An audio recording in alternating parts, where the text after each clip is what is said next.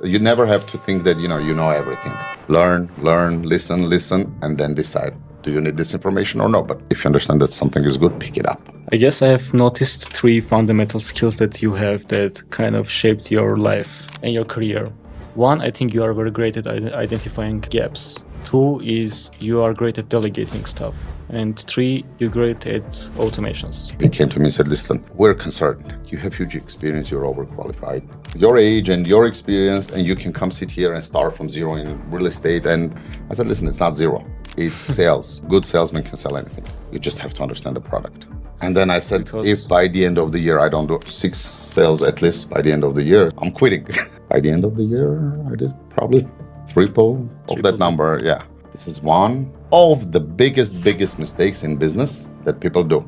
Managers are confused with leaders. Leaders are confused with managers. I am the money generator. You get salary in the accounting, in the marketing, in any department, like whoever you are, you get paid salary because I am the money generator. I am the salesman. Western companies have this culture. Therefore, Western companies always are like 10 times ahead of this side of the world because they have the proper culture of hierarchy. Kiyosaki. Yeah.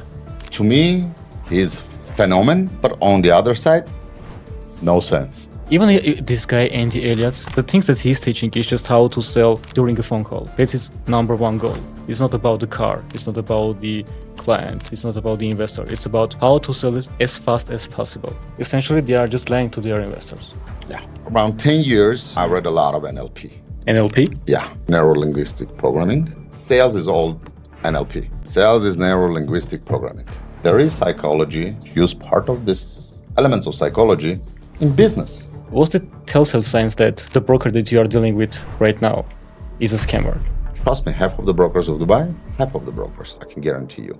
Client might ask them, what is the mortgage rate? Half of them don't know even what is mortgage. Wow. Ladies and gentlemen, welcome to our 4th episode of our podcast. And today I decided to invite Arman again because, as you know, our last podcast did well. And we have had countless reels about Dubai. And today we decided that we are going to talk about sales. Sales both in general, sales in Dubai, and also real estate sales. So please welcome Arman. Hello, How are you? Jan. Good evening. Good. How are you? I'm great. Thank you very much.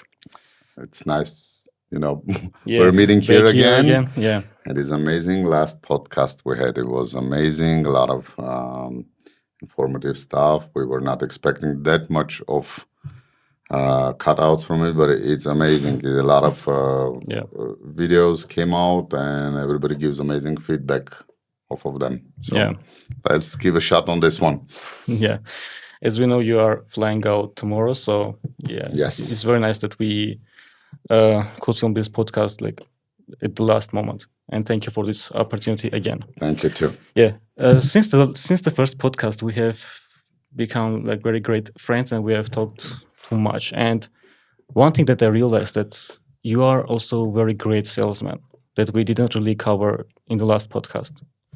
So here, the first question that I want to ask you is, I'm really interested in when did you learn sales? Like, was this practical or you studied somewhere?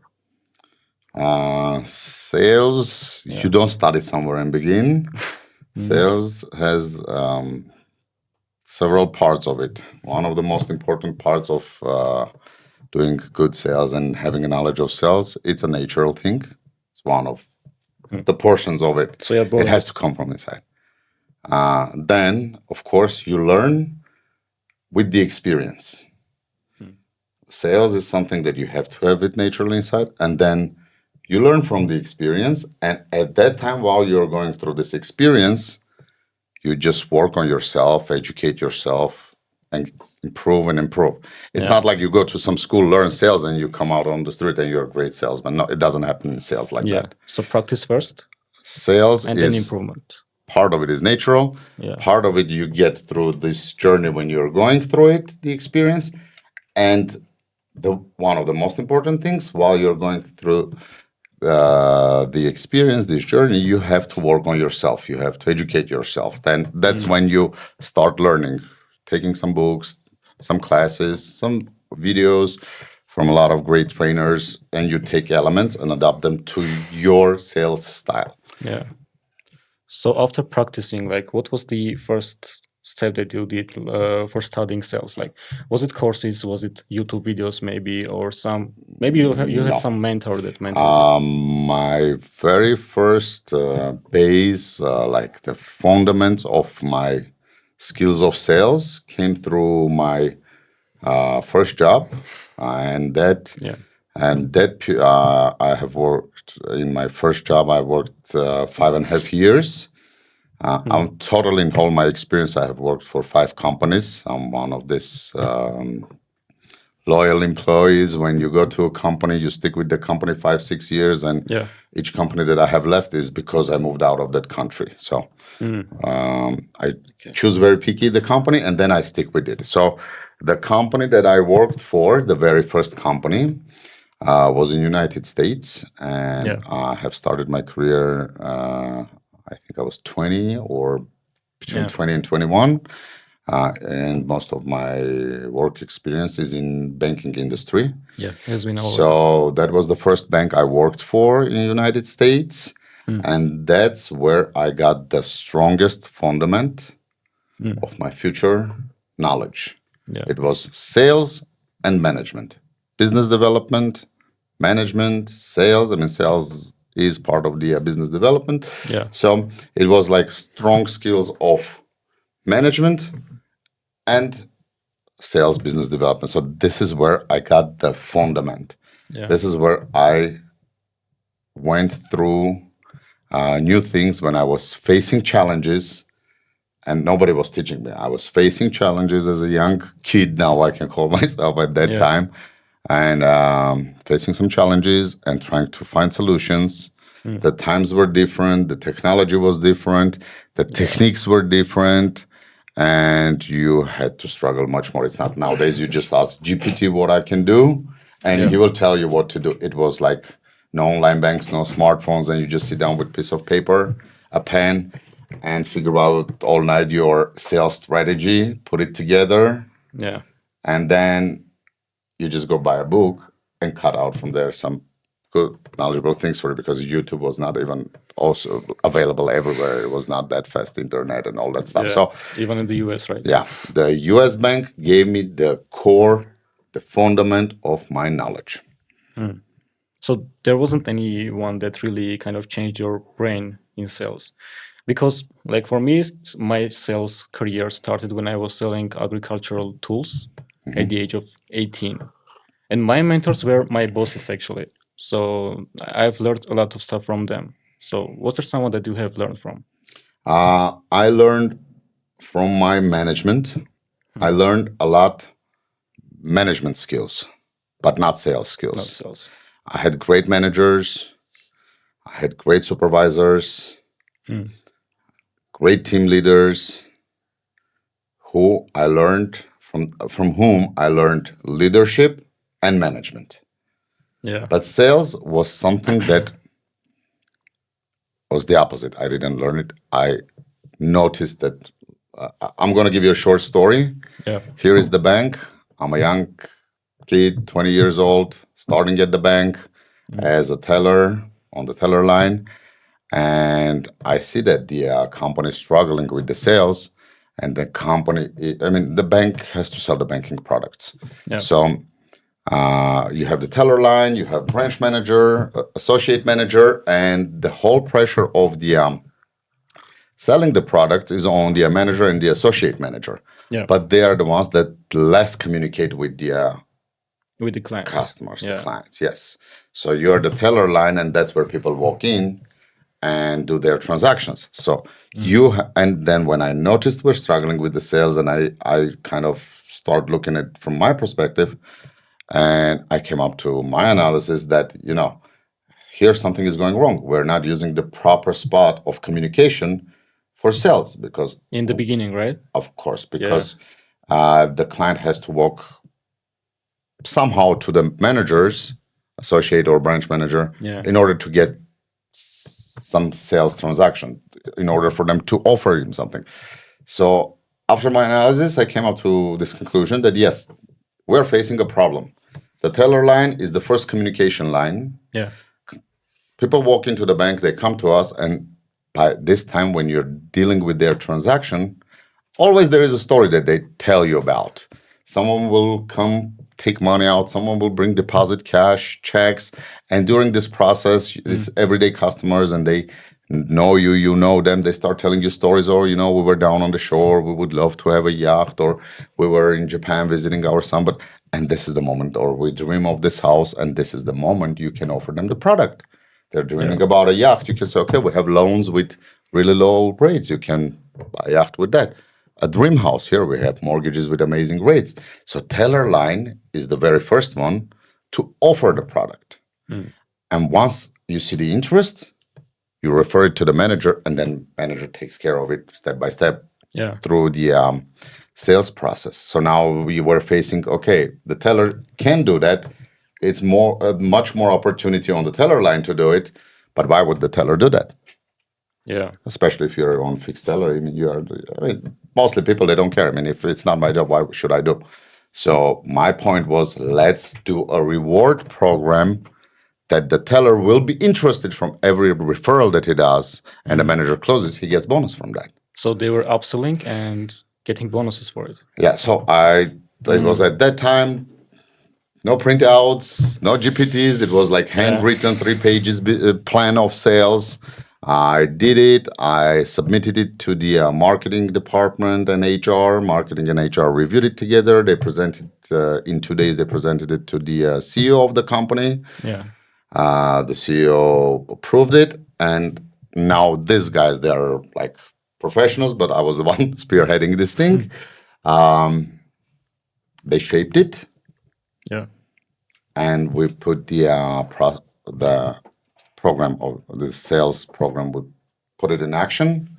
And next quarter we had over $3 million, like 3.5 or 3.4, I don't remember now, in increasing our profits of selling banking products. Thanks to you. I guess so. Thanks to the idea.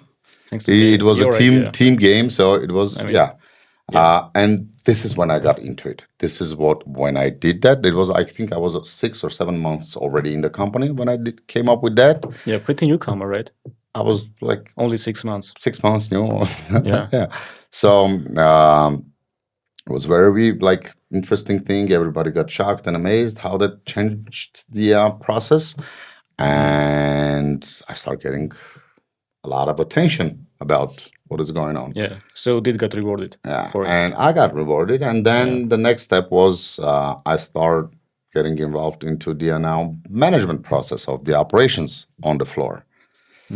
That's why I said I learned 2 things, management and sales. Now I was like seeing that, yes, okay, this is all connected, sales and management. So I see now we have a problem here. We solved it on the teller line.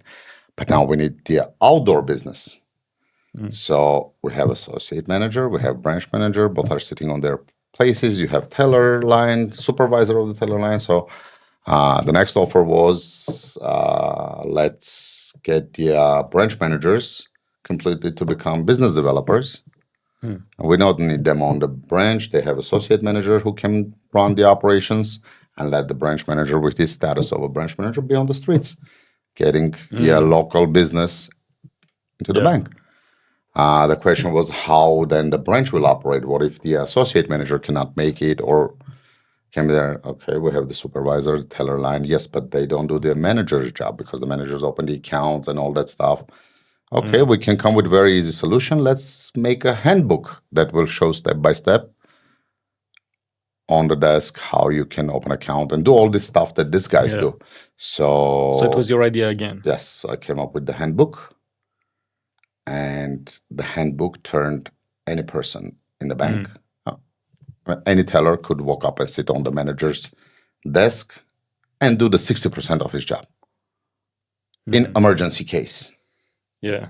You understand? So if the branch is even not for sales, but some reason the manager cannot make it that day and the associate also cannot make it, you don't stop operating. You have someone jumping on that line. At least the supervisor of the teller line can jump down there, open the handbook, and step by step go and do it.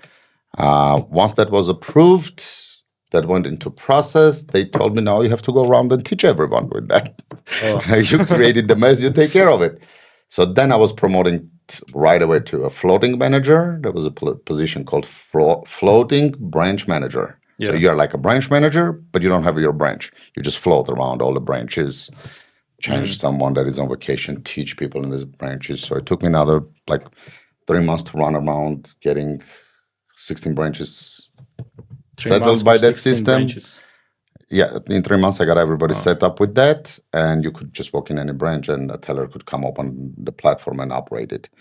And we end up with that, and then I got promoted to a branch manager, then 2 branch managers. For some reason, I don't remember at that time, left, so they didn't hire new branch managers. They just left the associates and they attached those branches to me, and then it ended up with 16 branches. So I ended up being a regional manager of 16 branches. And the offer was, let's guys pull the branch managers and associates are good enough. The staff is ready to operate. Let's create the business development team. So we created this department, business development. So I went into it and started collecting all these guys around, all the branch managers. And it became a business development team. And we aggressively started bringing a lot of business in. Yeah. So long story short, why I told you all this in so much details, because this was the fundament. This was, and especially Western style practice, corporate culture, methodology, everything. I was out of Armenia on that time. It was end of 90s, beginning of 2000s, where like it was wild Yeah, it times was here. So it was tough year. a lot difference between what is going on here and there of the business behavior, corporate cultures and stuff like that. So yes, that put it in me a huge base of big skills of management and sales. And then it went through, and then you're going to another company in the other country, doesn't matter, you face challenges, but it's easy to manage them because now you have the base, you know where to pick up what kind of information, you follow the updates, you follow the new coming techniques and all that stuff, and the experience shapes you through the way. And that's how you become at one day what you become. And you look back to all this story and understand why you have success now is because of those 20 years that you spent shaping yourself. I guess I have noticed 3 fundamental skills that you have that kind of shaped your life and your career. 1, I think you are very great at identifying the gaps. 2 is you are great at delegating stuff. And 3, you're great at automations. I mean, you are saying that. I cannot say that this is something that people notice on the side. That's the conclusion that I have made, because I think those are 3 fundamental skills that you really need for a successful business and a sales career. So you have learned management, you have learned sales, and based on everything that you've said, I can say that you are not an academic person, the one that they are just doing as the book says, because after only 6 months in your banking career, you have already achieved something that made the bank $3 million per year. I mean, that's a great achievement. It was for a quarter. For the quarter, sorry, for the quarter. And so those were the 3 fundamental things that you were doing for all the companies that you went after, right? I guess so. The same story repeats. Yeah, I mean, the way of it's happening is different, the style and the methods, but same is going now. Right now, the company that I'm in with, we have a huge team, sales team. By the time some people read books there all year round, I sell with every day page. I sell multiple properties. You're in the streets first. Yeah, I'm more practical, more of the lifestyle, live stuff that is going on. Not more into academic part of it, but same story, like, educating, doing, helping, researching. We are a big team now, and you can see some people are just lost and going different directions. But now, being mature and being through all this experience, you just hold them, bring them back, tell them, sit down. Even it's not your job, you're not a team leader, you're not a manager, you're just as a salesperson as the other one, but you don't want, especially those young guys, girls, you don't want them, let them go and get lost with all this fiction that they see, they think that reading a lot is gonna make it one day. No, practice make it. Yeah. makes it. And yes, now Makes it we're a team. perfect. I am always a team player, and I do a lot of support to my team. When I say my team, it's my colleagues, not my personal team. But yes, when you are a team player, you teach people. You share with your experience. You don't teach. You share your experience. They learn from it, and then someone else is sharing their experience. You learn from someone. Yeah. I watch everyone, every single person that works with me or not with me. I watch them. I look what they do. If I go to some sales center, I mean, I'm in real estate now, so let's talk about that That side. part. So if you go to those sales galleries, sales centers of Dubai real estate, some of them are huge, made up nice, a lot of people inside. You Yeah. have like 10, 15 mock-ups of the project, so it's like crowded place. And especially if it's a launch of some new and great project, you will see a lot of brokers. And it's not, some guys that you don't know, like even you don't know personally, but you know them from social media. You see their numbers, what they sell. Yeah. And I'm around 1 year in social media. Yes, I become like famous Yeah. with my social media, but there are guys that I have watched them since 2 years ago, not even being in 3 years ago, not even being in real estate, but they were famous as real estate guys, sales guys, investment planning guys. And I've been watching them. And now it's the time when you see them on the platform in the sales galleries live. And of course, even if you don't know, you're just playing around to hear what they talk, how these guys do. Because a week ago, you saw this guy with sales of 200 million, for example, posted Yeah. or something. So, and you hear, you never have to think that, you know everything. Just slow down yourself, calm down, listen to the others, what they talk, how they do. And if you understand that something is good, pick it up. Don't ever think Yeah. that you are the best. So learn, listen, and then decide, do you need this information or no? But pick it up, pull what you need, and that's how you learn, and especially in sales. There are monster guys. When I started in real estate in Dubai, it was like slow pick up on the Yeah. very first. The hockey stick effect. Yeah. In the very first interviews, the team manager there were 5 team managers, team leaders, I guess. The one that I went into his team, he was very concerned. I mean, everybody in the company, the top management of the company. I was not even interviewed by the top management of the company. I was interviewed by the HR and the small team leader. Yeah. And the guy came to me and said, the HR did the interview, he did, and in the end of the story, he came to me and said, listen, we're concerned. Everybody's confused. You have huge experience, you're overqualified. There's like top positions in your CV. There's tons of story of sales, business development. Yeah. We don't feel like, your age and your experience, and you can come sit here and start from zero in real estate. And I said, listen, it's not zero, it's sales. A good salesman can sell anything. You just have to understand the product, especially having a financial background. And also, like, I went to college with finance, economics, and having all these backgrounds, banking experience, sales, management. I said, this is going to be easy for me. Just give me some time. Let me understand the concept of Dubai's real estate. Yeah. He's like, Arman, everybody's a little bit concerned because, like kind of overqualified. We think it's a waste of time. You're not going to come sit with 21, 22 years old guys there making cold calls and stuff. I said, no, I have to go through the bottom so I can understand it. He's like, okay, under my responsibility, I'm guaranteeing that, you come on the board. I mean, this is his story, what he told me. And let's start. So we started. It takes time until you like go, understand everything, figure out what's going on, and then you hit the bucket. Yeah. So this period that we were going here, it was like a lot of learning, watching a lot of guys on the social media, Yeah, but taking for some people, information from them. it could be like years. For you, it was 6 months, I guess. No, I started in July 1st. In Fido Properties in Dubai. That's the first and the only company that I work so far with. As I said, one of my crazy things of loyalty. So Yeah. I started in first of July. Like my contract was signed 1st of July. My first 3 sales were done in the end of August.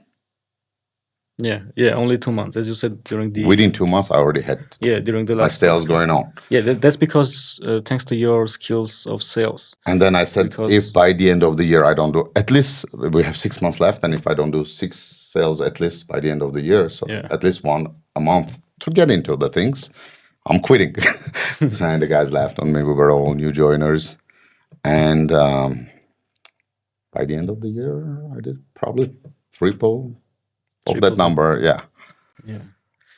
That's the great thing about sales, that sales doesn't really recognize positions. So no matter your position, if you know sales, you can be better than your manager, let's say. Yeah, I mean, it's not about who is better, who's not better. Yes, you can be an amazing salesperson. Your manager cannot be as a great salesperson as you. That's true, but manager's position is not to be a great salesman. If your manager is a good salesman, your manager will be a salesman. It's not going to be your manager. The manager is there to manage the platform, to operate the platform, to make everything, all the operations smooth for you to do good sales. Understand? Yeah. If your manager is a good salesman, he's not a manager. He's a salesman. He's a salesman. Yeah. And that's what a lot of people are confused. Yeah. In a corporate, just that we have the chance, I'm going to tell this. This is one of the biggest mistakes in business that people do. Big corporations, corporate structures, these guys, they know everything. They have specialists, they have professionals who do their structures. Average, medium business or small that is growing to medium, that is trying to structure some hierarchy. Yeah. Here's where they do the biggest mistakes. They get confused of managers, leaders, salespeople, and back office people. When they don't put these things in the proper places in that hierarchy, and they don't understand the exact functional things of these positions, it gets into the mess. That's why the company doesn't operate proper. Managers are confused with leaders. Leaders are confused with managers. Leader is a leader that the whole company runs after him. Manager is a manager. He has to have tasks and do the tasks. This is his job. He's not a leader. Manager is not a leader. Manager has to do tasks. The leader is getting the company after him, all the stuff. The visionary. The manager is the guy that has the tasks from the top managers, like I'm talking about team managers. Yeah. Has all the decisions from up the leaders that this is how we go forward. And then he follows these tasks and he shapes them and inputs some proper things for himself, or he destroys the proper way. Yeah. Because he doesn't, like, it's the most dangerous thing if you have wrong team leader, team manager, not a leader, team manager, because a lot of companies do the biggest mistake when they promote a good salesperson into a team manager. Understand? Yeah. Because this guy is doing amazing sales. Now you bring him to manage a team, and it's a fake thing. Because you see, he's a salesman. He doesn't care about this team. Because he's you wrongly assume running to do his sales. Like, give me a position of a team manager. Give me more salary than what I make in my commissions. I will never go to it. Because I'm a salesman. I don't want to be a manager. I don't want to babysit another 20 brokers. Yeah. Because even if I'm sitting with them, I will be thinking about how to sell, not teach them how to sell. But if I have the character of manager, I will not worry about the sell. I will teach these guys how to sell. Teach these guys how to keep their work proper operation and discipline.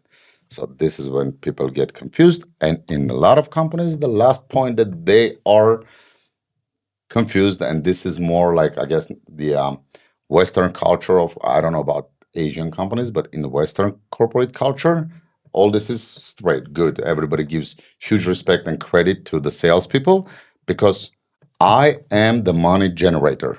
Yeah. You get salary in the accounting, in the marketing, in any department, like whoever you are, you get paid salary because I'm the money generator. I'm the salesman. Yeah. But Western companies have this culture. If you go to Eastern Europe, those ex-Soviet companies, even here in Armenia and everywhere, Yeah. we have this bad adoption from things From the coming past. before. Yeah. Is that, the back office, accounting, finance, all these clerks that are just clerks. Their job is to sit and put numbers together. Yeah. And they have so much importance that the back office staff can pressure the sales.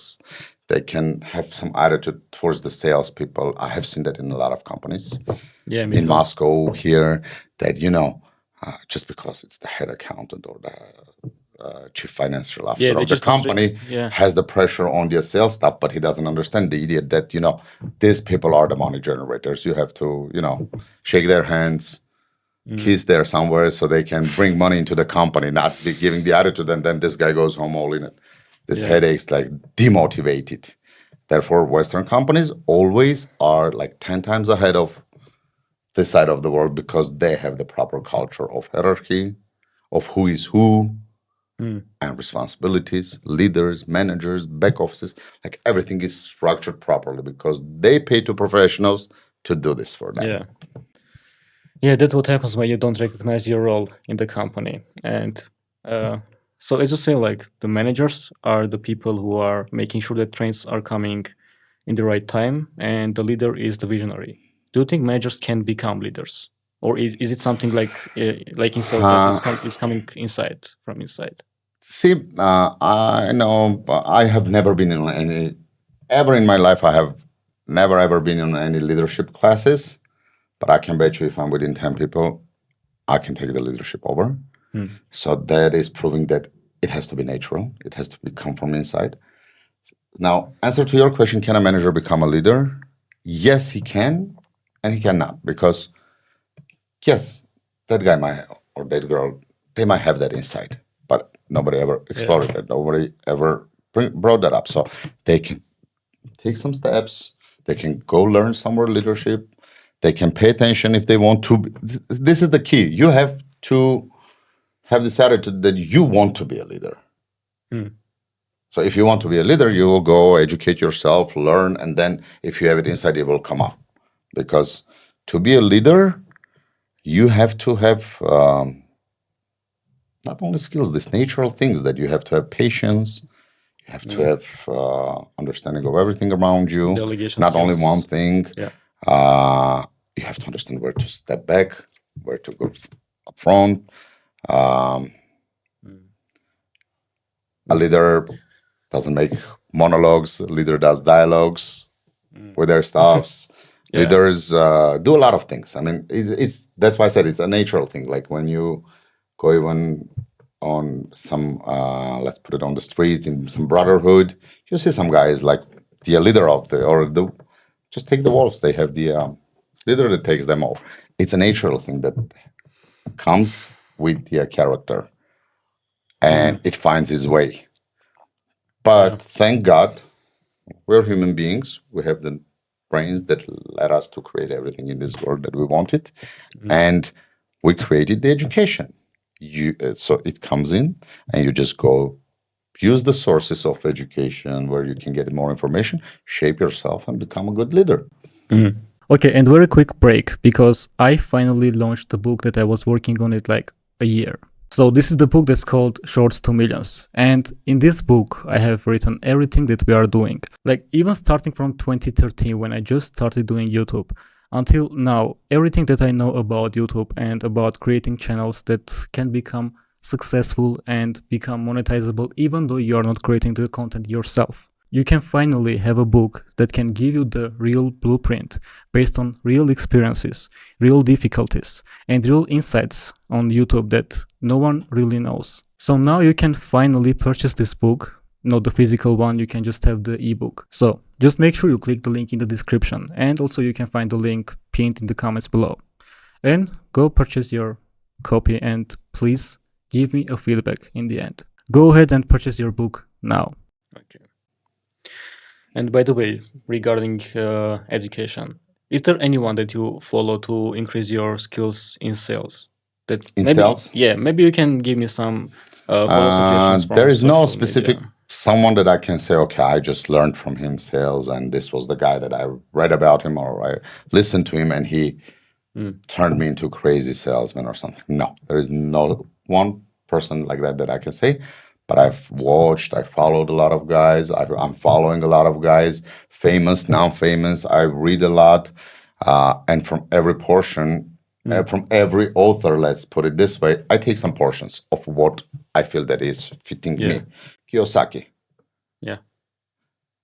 to me, he's phenomenon, but on the other side, no sense. Like, this guy's famous, this guy is amazing. Best-selling I author. really follow him, and I'm like into the things that he does and he says. But on the other side, a lot of things that he says makes no sense. And that's what I'm trying to bring up. You pick up what fits you. It's like, the good wine. I can bring the same wine and you. One of us can feel it in different way, and the other one can feel it in different way. For one, it can be good for. Yeah. So the same story is with these guys.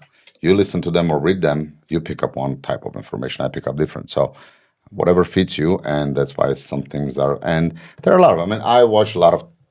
It's not only sales. You shape your character, and this brings the sales. I watch a lot Tony Robbins.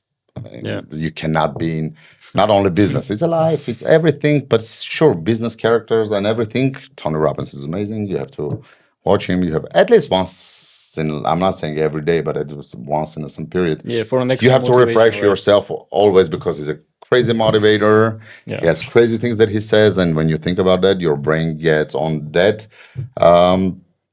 I guess you just bring your brain to those like levels of thinking, and you motivate yourself. A lot of guys. I mean, I can name them all, but it's gonna be a lot. I watch them on social media. I read their books. I read a lot of like. There was one time period in my life. Probably this is somewhere between. I'm gonna put you through it. 2007, 8. From 2007, 8, 7 or 8, like that time period until 2000, maybe 17, like around 10 years, I read a lot of NLP. NLP? Yeah, What's that? neuro linguistic programming. And Why? that's why, because that pretty much all sales is all NLP. Sales is neuro linguistic programming. It might be. I mean, I can see your face that you're confused, but Totally. so it sounds scary, neuro-linguistic programming, but pretty It much does. all our brains are programmed in some way. When you get information, when you grow up, that's programmed that you get. Yeah. I mean, you're programmed.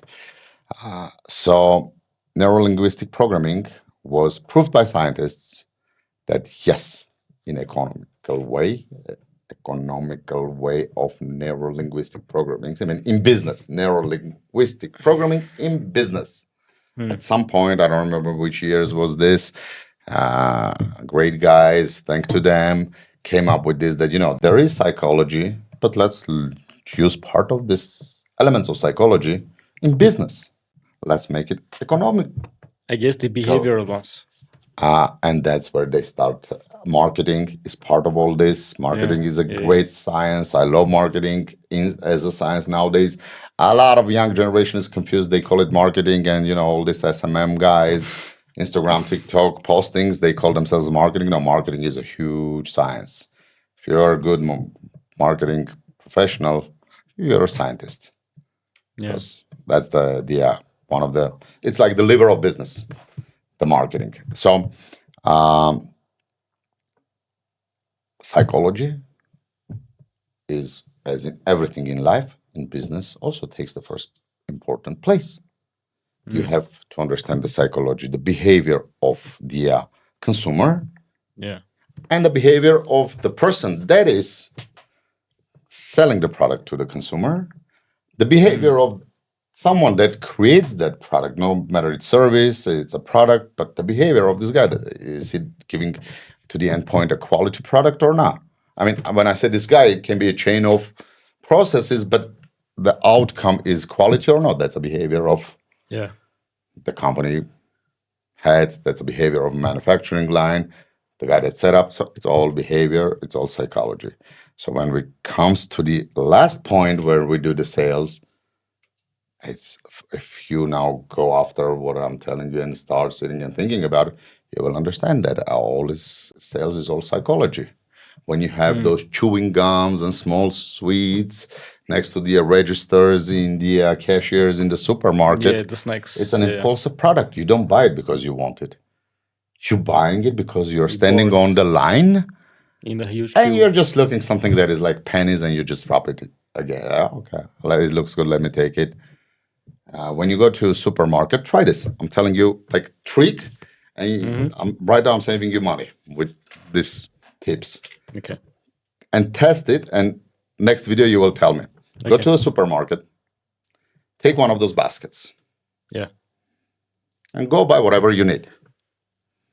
Keep the check, but make sure you like approximately know what you want right when you go to a supermarket. Like I sometimes end up going for like water and a bread, and I end up like Buying a with huge. with Nutella and tons of stuff. So when you go to the supermarket, just keep in mind what you went there for, and What you ended don't up take a buying. basket. You will end up holding whatever you went to pick Or up the and come back. essentials.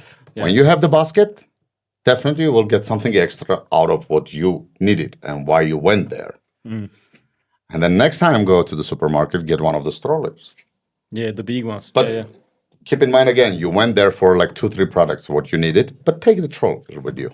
And you will end up having like 5, 6, 7, 10 times bigger bill because just when you walk around with this thing, it's the psychology that makes you just drop the things into because you have the space. And the last thing you will try after all these 3 steps, you have nothing, then you have the basket, you have the stroller, and the fourth place, do an online order from the supermarket, delivery, and check your bill. Sometimes Like it's online, you order exactly what you need. Like when you go order on a supermarket online, you choose what you need. Yeah. Exactly. When you go without any basket or anything, you just pick up what you need. But when you have these things there, this is when your bill becomes huge. Yeah. The way the things are sitting on the shelves. I mean, supermarkets are great places to give those examples. That's why when on that side, when you walk into the supermarket, have you ever noticed that always the fresh, they call it fresh. It's where the vegetables, fruits, any supermarket, any proper supermarket you go ever into your life, you will see the moment you walk into the market, the first thing you see is the fresh. Yeah. Yeah, it's right. Always it's on the beginning. This Why? is where you start your shopping. Because if it's in the end, you're not going to buy it. It's a heavy product. It's impulsive product. You're not going to feel it and go and then buy all this. So you start with the vegetables and the fruits, and then you end up with all that stuff in the end. By the way, I have noticed also that essential things, essential stuff are always in the end. Like bread, it's always in the end of the supermarket. So now name it. What is it called? It's psychology. Yeah. By the way, someone's playing with your psychology. Yeah. By the way, I've also heard this fact that the greatest ROI of the supermarkets are coming from the baskets. Yeah, the baskets, the trolleys. Yeah. And this is it. So that's why I said a lot of NLP. But again, like as I said, I'm not an academic person. Whatever I have read, I never copied it. I just take elements and shape them in myself and use it, try it, test it, see what works, and you go. And I can give you the, I guess I should not tell this, but I mean, everybody knows I always talk straight and honest. It is what it is. It's sales. I'm not like a doctor and people come to me in Dubai and I try to, fix them and heal them with something. I'm a salesman. They come, I sell them, or a planner. I'm planning for them investment portfolios. But in the end of the day, it's all sales. So I'm just going to bring this. It's a very nice way to show this in Dubai's real estate. Step by step, how does that work? And it's the NLP. So there are 2 ways of people, or I guess 3 ways of sales processes or directions. Maybe in translation, I will say something's not. as nice as it is, but I'm trying to bring up the point. So it's three directions you go. So one direction is that the investor, I never call them clients. For me, real estate buyers are not They are investors. clients, customers. They are not at the supermarket. They are investors. So, and this is also a big mistake. A lot of brokers do that. Call their investors clients, clients, clients. Clients are in the massage centers. So, Yeah. when your investor is there and your investor knows what he wants, and he just needs the middleman operation person, the broker, who will just walk through the process. Yeah. Sometimes you see investors that they know 10 times more than you know about real estate. They know all the processes. And they just need a guy like you or another one, a broker that just runs all the process through. Yeah. And they're happy with it. You get your commission, it's all done. So with these people, you don't have hard time to sell anything. He comes to you and he tells you, I want this. Yeah. They You understand. tell him, I don't want to give names of companies now, but you tell him, no, but you know what? Let's choose this company. This is better in this ways. It's better from this one. This one is better with this. But in the end of the day, this is much more beneficial for you. He's like, no, no, no. You just follow the process. I want this, and this is something that you cannot go wrong with. I've done this all my life. Just get me from this developer units.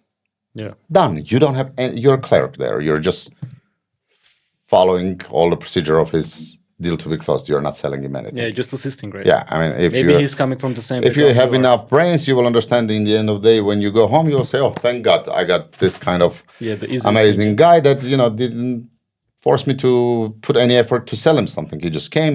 He knew what he wants. Here, I closed $5 million of dirhams. He just peaked. He knows you don't have to raise the numbers and anything, and he just did. Hey, you did your job as a clerk, and you'll get. Some guys are stupid. They don't understand all that, and that but instead of saying thank God, and I had this easy process, they go and make it loud. I close the deal. I close the deal. You didn't close the deal. The guy came and he closed this deal. You were just the clerk walking around him. Yeah. Now, second direction is so here you don't have sales. On this first step, you don't have sales. The guy came. He knows what he wants. He just needs someone like you to walk him through that. Yeah. On the second position is when he comes to you, a raw guy, a guy that doesn't know the market. Dubai, I mean, Dubai is the biggest brand right now all over the world. No other brand is more famous than Dubai in the world right now. Yeah. And it's the craziest brand at the moment that goes everywhere. I get tons of messages, calls every day. People have no idea even where is Dubai on the map, but they're like, bro, we have heard about Dubai. We want to come to Dubai. Yeah, We want to just move to Dubai, but they don't know even where is Dubai. So these guys, they come and they want to invest. Now, in second case, they meet someone not like me. You meet someone like me in the third case. The second place, you meet someone that has. Now, I'm not trying to hurt anybody. I don't want to be rude or bad, but I'm telling the truth, the reality. So this guy is so unlucky that he is on the second case. He is facing and meeting somehow. I don't know where he got to these guys, and I have saved a lot of investors from these kind of situations when they jump over me. They went to those guys that tell them big fairy tales, and then they got them in bad situations, and they came back. I said, "Well, okay, but why you did all these maneuvers?" And they go to in second case to these guys who are guys, girls, doesn't matter, who are not as professionals as they have to be, because again, we're talking about real estate, sales of real estate, investments of real estate. You have to have the knowledge not only about the building, you have to have a knowledge about market, money, investment, Economy. banking, mortgages, processes of getting immigration, things about the residencies, all kinds of stuff, like anything. But trust me, half of the brokers of Dubai, half of the brokers, I can guarantee you. Client might ask them, what is the mortgage rate? Or how does the mortgage go? Half of them don't know even what is mortgage. Wow. Because it's mostly off plan, new constructions, so there is time period, process, whatever. I just gave the mortgage as an example. There's a lot of other things. I mean, I've seen how, people are promising. Every time you see distress deal in the market, like, do you know what is distress deal? When someone is selling below Distress? the distress, yeah, like someone is selling below the market price. But this is, we're talking about things that are in construction. So you will see a lot of distress deals in Dubai. I got just today a message from one of these things. And the guy was asking me, I have property in this project. Urgently, can you sell it for me? I didn't even ask him why, because I know what's the story. There are properties that are amazing, like Shoba. I'm going to give names. Shoba is one of my favorite developers. Everybody knows I sell a lot Shoba. I love that company. I love the projects of Shoba. Yeah. But here's what you have to understand, and you have to explain your investor. If you want to do flipping, you want to buy and sell, don't go with Shoba. Shoba is hard to sell during the construction period. And there are certain reasons for it. I don't want to go too much into these details, but it's difficult to resell it during the construction period. Yeah. Once it's ready, it's easy to sell, and you do good capital appreciation. You don't want to resell, you want to rent it out. Again, amazing, high demand on the rent, because quality is like number one. They build communities. Communities are amazing, beautiful, high moral and ethical values. The best schools in their communities.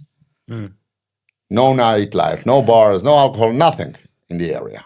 So it's nice, family communities, beautiful, with a lot of moral values. But you cannot resell it. It's not easy to resell during construction. Where, compared to that, go to some other developers. Today is the launch. If you're lucky to get a unit, tomorrow you can sleep calm. Next day you can wake up and resell it, because there was huge demand on it. There were 500 units and 4,000 people were registered to get it. Yeah, only It's a maybe must-have thing. 600 got the It's a unit, must-have thing because of the names, because of the locations, and because of the demand. So this kind of products that you have sell. So now what happens when you see a lot of distress deals? Again, as one of the examples, is that one of those brokers, of those 50%, of the half of the brokers of Dubai, who became brokers just because they saw a successful broker going to a restaurant, a successful broker coming to their, I don't know, coffee shop, a successful broker. I mean, again, this is a very delicate moment. I don't want anyone to get me wrong, guys. I'm not being rude to anyone. I respect everyone, and I always help everyone. And I give a credit to someone that moves his life up. Yeah. But you have to stand in front of the mirror and understand, is this yours or not? Like, maybe you can understand at some point that, you have to have the skills. Like, you will see a lot of board crew members, like these girls that finish their job on the airplanes, they cannot fly anymore, they come to the brokerage. Waitresses, hostesses, like waitresses hear so much that conversation of brokers in Dubai. Everybody thinks that the brokers have a lot of money. So, but it's not true. Brokers make good money, but it's sometimes, brokers show twice as more that they have on social media. Like, fancy cars, shit like that, and all those fancy cars, luxury restaurants. Then you go behind the scene, you will see that, it's like the restaurant calling, saying, "Come over, I'll give you a free dinner to shoot." I have never done that, and I never do that. I don't do cheap things like that. I get calls from a lot of places, restaurants and stuff like that. They call it collaboration. Come, we'll give you a dinner. I'm like, yeah, I can pay for my dinner. It's fine. If I like the place, I'll do the video myself. Don't worry. So now these guys have heard on every step, and they see brokers on Lambos, Porsches, and stuff like that. And this guy says, okay, I'm going to quit here. I'm going to go become a broker. And off-plan is not like the classic brokerage where you sell a ready house. So off-plan, what do you sell? You sell a dream. Open sky, brochure, and a video. Yeah. So when you sell this dream, for this type of category of people, all they have to learn is a script. And this is another mistake that you see. A lot of those team managers force their staff to do pitching of a project. This is the biggest bullshit that they can do. Pitching of a project. And then you see a broker standing like in a school and telling about a project. This is on this road and has 246 units and has 47 meters pool, 772 parking spots. Bullshit, bro. By the time you're telling this all to your investor or client, whatever you You want to want to call call, him, yeah. he's sleeping. He's bored. He wants to leave because you're standing there and just as a monologue, reading all this script, telling him what is it, but you don't know no shit about the project. You're just memorizing and Yeah. telling it. And this kind of guys, they think they come, they read those brochures, books, they memorize all this, and they pitch to these people. And here comes the worst part of all this that I was telling you with the examples, Yeah. is when they don't have the knowledge and they don't understand market. You're selling a water or you're selling a house, you're selling a pen or you're selling a car. Everything has its market. You have at least have to know a little bit of a market. Yeah. And these dummies, they're lying to people because they want to do the closing because he's starving. Yesterday he was I don't want to name it, in some job that he jumped here with the dream to make now, instead of 5,000 dirhams, to make 50,000 dirhams, and his goal is to close this to get his commission. And they're promising people all kinds of crazy things.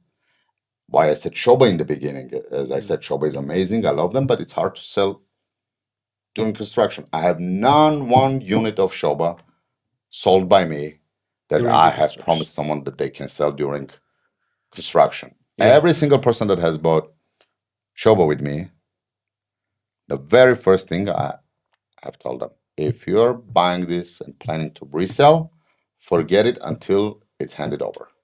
Yeah. Once it's handed over, people come sit and they get in love into it. But during construction period, forget about it. But it's not everyone doing that. Brokers come, promise people, tell them I will resell your unit after 4 months, 6 months. The guy has no idea about how to even resell something on secondary market. He doesn't have a verbal license to list something Yeah. on a He's just secondary promising market. because he's too hungry. But Yeah. he's too hungry and he just jumped into new career, memorized a couple pages, and he's promising someone that he can sell Shoba in half year, 1 year. Today I got a message from someone in my social media. I have amazing unit in Sinai Island by Shoba, but urgently I have to sell it. I understand why he wants urgently to sell it, because some idiot promised him that I mean, this is how it works. The guy comes to you, you explain him that, how much you have budget, you end up about something of $500,000, let's say. And he says, I don't have that money. I'm like, it's okay. You have 200,000. We can survive with the Yeah. 200,000. By the time it comes the time to pay the We're other gonna- 100 and then the Yeah. handover, We're we will sell it. Don't worry, 6 months. But just bring $100,000. The guy goes, I have seen these cases a lot. I had a guy in my office crying because another idiot like this from this category sold him 6 units from Azizi. Azizi, you gotta understand, is one of the developers that if you want to if you want to make good money, you can make with Azizi. Sit down with cash, wait until the guy that was crying in my office, wait until these guys come who cry and Yeah. buy their units for half price and rent them out like this in a second. But when you go buy from the developer, it's one of the developers that can sell you today with 1 million, and tomorrow they can have a promotion for $700,000. Yeah. And some brokers, they promise their investors that, buy it and I will sell it for you before the handover. Or this is one of the tricks that the brokers do. You come tell them I have $200,000. That's the, I don't know, 50% of the value. It's like, no, the 200 we will split in several units and we will sell them for you. Yes, that's proper way to do. But you have to have the knowledge to understand what are you buying to be able to sell it. What if you don't sell it? You have to check the worst scenarios. So they give those promises just to be more attractive. People come buy these things. And then, as with Sinai Island, the guy that texted me today, Sinai Island is an amazing project. It's an island, natural, one of the only natural islands in UAE. It's not man-made island with mangroves, flamingos, gazelles running around. It's like a resort place. 28 buildings, villas. Started from 1 million dirham, 1 bedroom, end up on the last launch for 1.5. So in 1 year, the developer increased 500,000 dirhams, almost $150,000 in the price, helping his investor. Yes, you have this increase, but that doesn't mean that you can sell it now. So someone promised this guy that buy it, I will sell it for you within 1 year. You cannot because the developer still has launches. And the guy cannot pay anymore because they told him, don't worry, it's 500,000, but all you need is 150 or 200. Now he's facing payments. The penalties are crazy. And he has to sell it somehow just to exit that. And you see this a lot happening in this category. That's why these distressed deals come in the market. Because guys with no knowledge, I respect everyone. If you're cleaning the streets and tomorrow you can put yourself in a professional career, you're welcome. Come and get support. I personally support people like that when I see someone is going through somewhere. But you have to have the brains to understand when you're doing something, don't do it just because you memorize some words or heard something. Analyze it, understand what you're offering because you don't want to do business only today, you want to do tomorrow.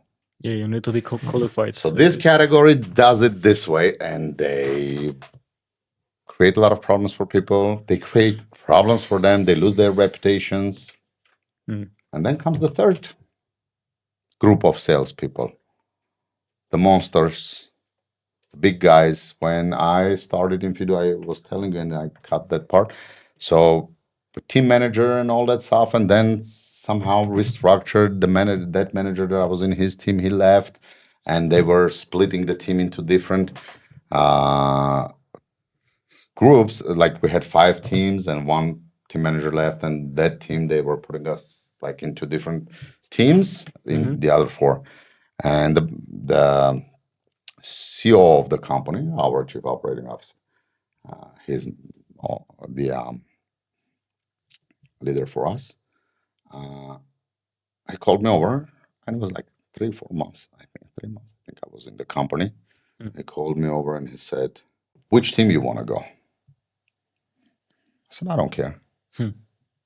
It's normal my attitude. I don't care. I don't. Yes, it's good to have a good manager around you that does everything, prepares everything perfect for smooth operations, and has the knowledge. Like the team that I am in, until now, I can be without even a manager or anybody, but I'm still in a team, and I respect my team manager because he's like a GPT. Anytime I need any question, I just call him. I'll find the answer from him quicker than from the GPT. Trust me about Dubai's real estate market. So. But I said, because I didn't know much everybody, because it was like 2 or 3 months that I was in the company. I said, I don't care, whatever. I'm team player. I'm not a conflict person. So, and I do my job, not depending on anyone. So anywhere. But the question on my side was to myself, this thing that when someone asks you the question, don't think about the answer, think about why he's asking you that question. And was inside me at the same time was like, why is he asking me this question? Am I so good in my second or third month? No. He's asking me where you want to go. Is he like giving me favors too? Or something like, why is he calling me out of asking? But this is his style. He will do like tricky things. He will ask you, and then he has already something prepared 10 steps ahead. And he goes, which team would you like to go? I said, I don't care and all this. And he goes, okay, there's this team. Where are the monsters?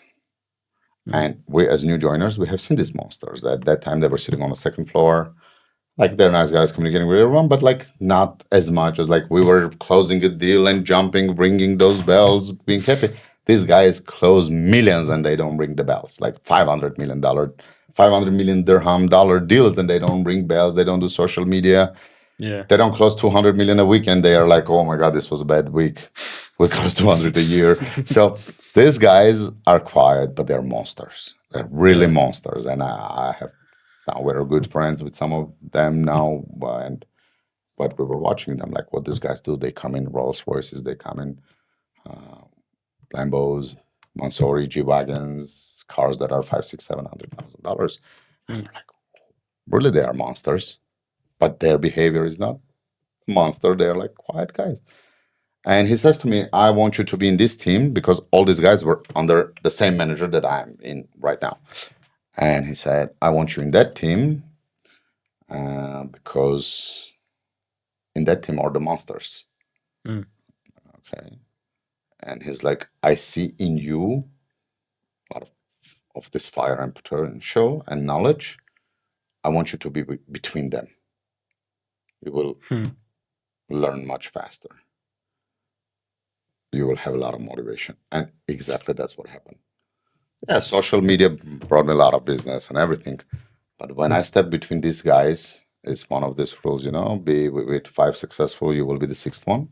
Yeah, yeah. This was the thing. Maybe the picture was not like that. You don't see it that way. But being around them was that thing that you hear things, Mm. you understand behaviors, and not sales techniques. I'm not talking about sales right now. Sales is a different story.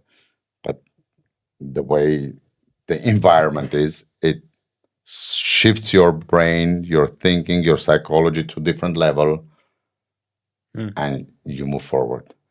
And you become professional. You understand market. You understand everything. You understand how to do. You understand where is worth it, where is not worth it. You don't go to developers that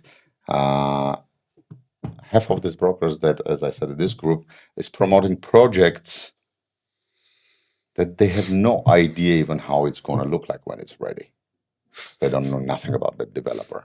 Yeah. They even don't know when their commissions will be paid. They go sell projects that they have no idea that these developers are ridiculous commission payers. Because they have no brains and knowledge to do that research. All they care about to close, ring a bell, and have somewhere in his records that he's expecting 100,000 dirham commission.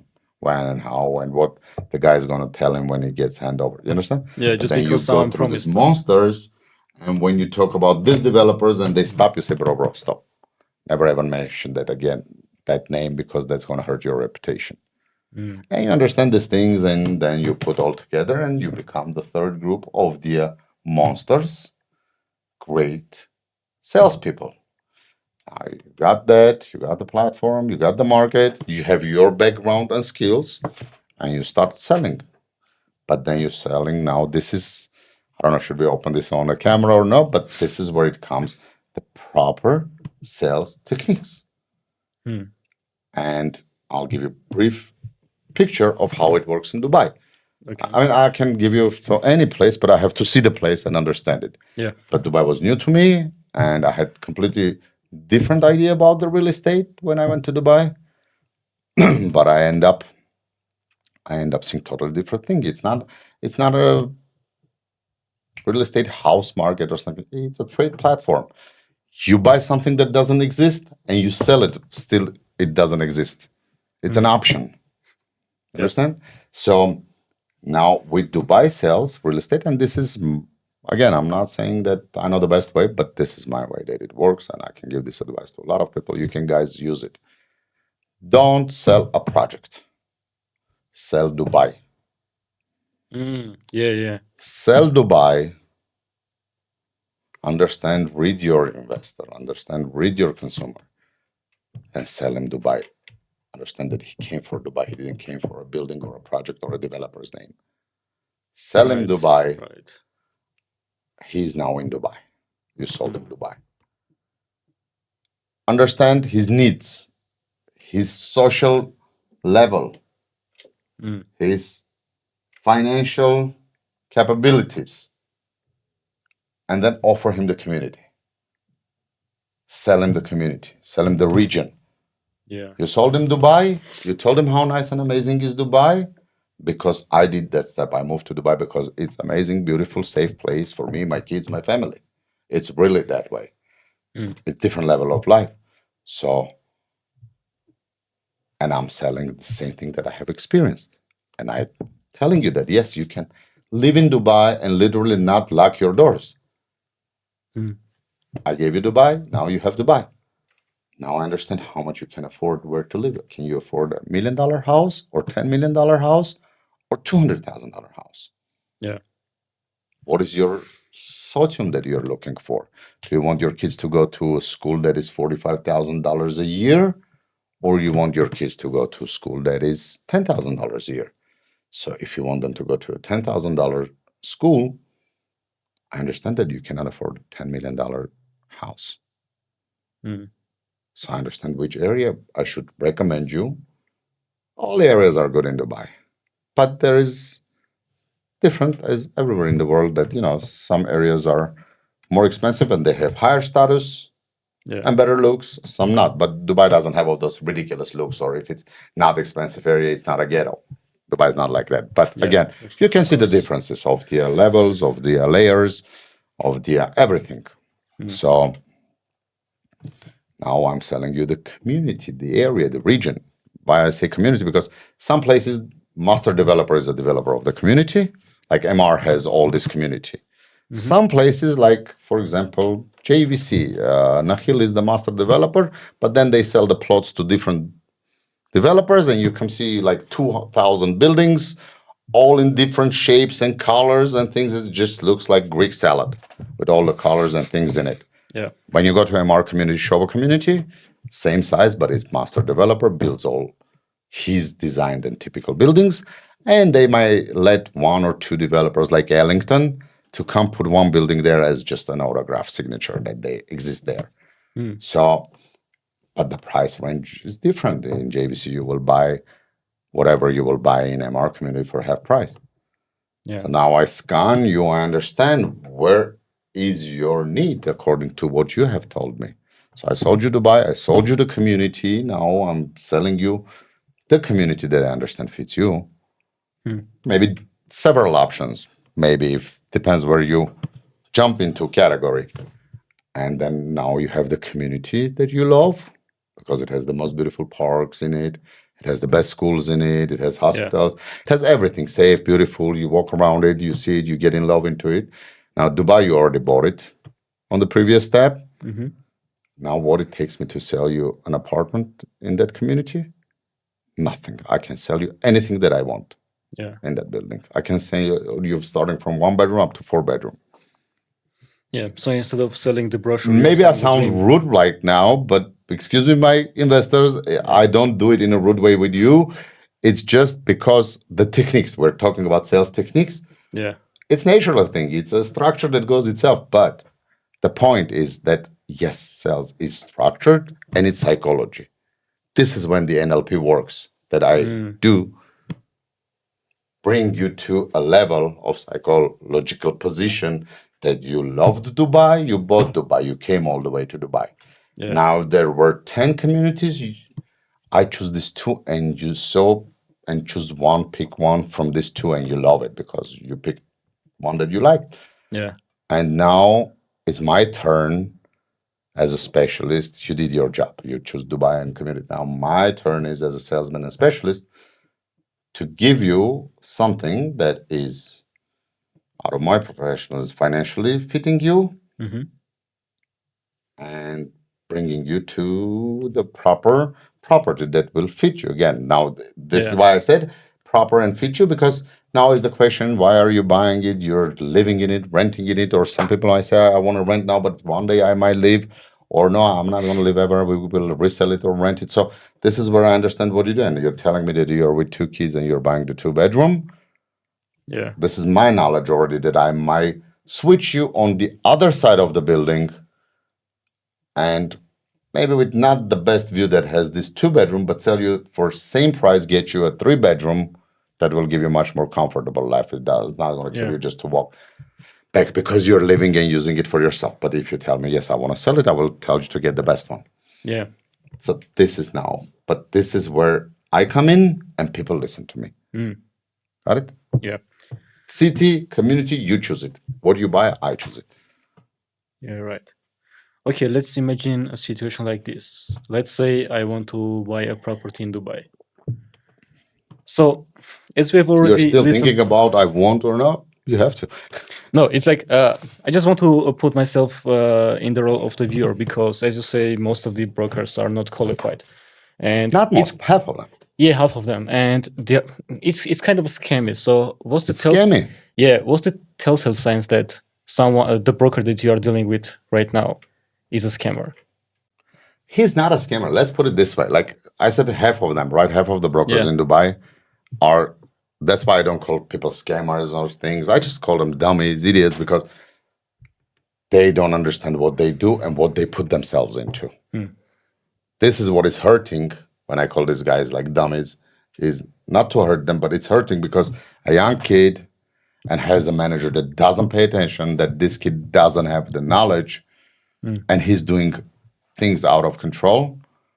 Instead of correcting him, they're letting him do. Yeah, he got closing, but what do you close, bro? You close something that exactly after a year he's gonna buy a one-way ticket out of Dubai because his investor is gonna chase him everywhere. Yeah, because of your fake promises. Exactly. So I don't call them scammers, but yes, of course, some places. I mean, it's social media, so we are some calling places them you will get scammers also, but in general, these are guys that don't do it on purpose. They just don't have the knowledge, and they don't have someone next to them to stop that. So your question is how you identify them. Yeah.